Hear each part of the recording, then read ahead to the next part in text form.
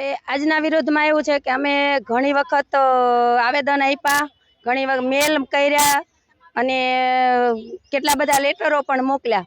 જ્યારે મોદી સરકાર આપણે અહીંયા કણે મોદી સાહેબ ચૂંટાણા હતા રાજકોટની અંદર, ત્યારે અમને એવું કહેતા હતા કે મારી આંગણવાડી બહેનો કે તમે એક મને 25 પૈસાનો પોસ્ટકાર્ડ મોકલશો તો હું તમારું તમામ કામગીરી સંભાળીશ અને કરીશ, પણ આજે તો કોઈ સાંભળવા માટે પણ તૈયાર નથી। એટલે કેટલી વખત અમે આવી રજૂઆતો કરી અને એ રજૂઆતો જ્યારે સ્વીકારવામાં નથી આવી, એટલા માટે થઈને જ અમારે આજે આ 2 દિવસની અમે અહીંયા હડતાલ કરી છે। 2 દિવસની અંદર આંગણવાડી અને બાળકોનું તમામ પૂરક પોષણ, એનો અભ્યાસ, તમામ વસ્તુ બંધ રાખી અને આજે અહીં અમે રાજકોટ જિલ્લામાં બધા એકત્રિત થયા છે।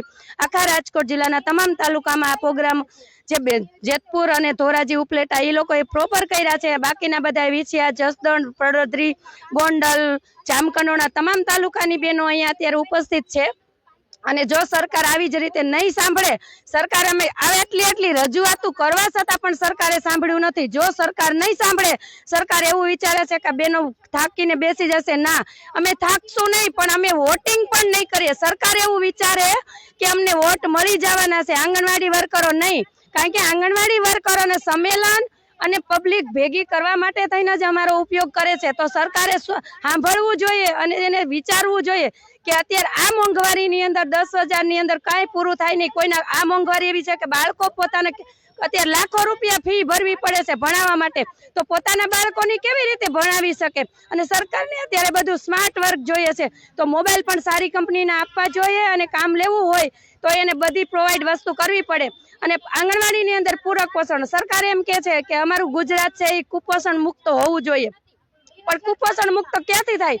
સરકાર પૂરક પોષણ વ્યવસ્થિત ન આપે, આંગણવાડીની અંદર પણ સ્ટોક અડધો હોય, અડધો ના હોય, અને જ્યારે રજૂઆત વારે કરવામાં આવે છે તો સરકાર પણ અત્યારે બજેટની અંદર એને ફાળવણી ન કરી ICDS ની અંદર 1 પણ રૂપિયાની, તો આ ICDS નું કુપોષણ કેવી રીતે દૂર થવાનું છે?